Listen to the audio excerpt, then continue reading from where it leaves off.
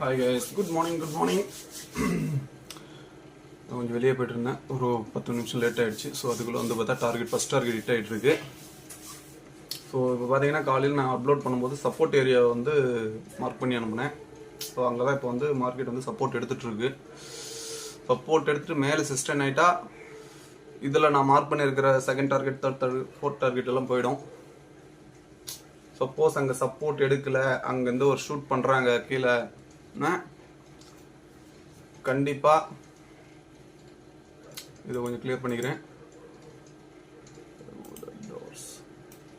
இப்போ வந்து பார்த்தீங்கன்னா இதுக்கு மேலே,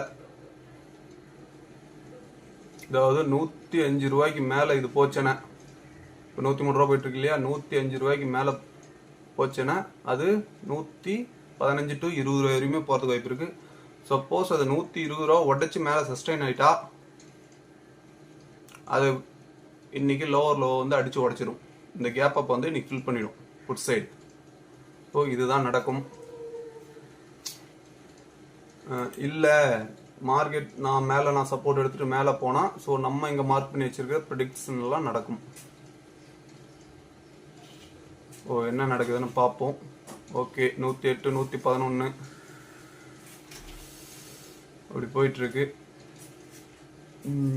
ஏன்னா நீங்களே பார்க்குறீங்கள, மார்க் பண்ணுறதுக்கு கூட டைம் கிடையாது.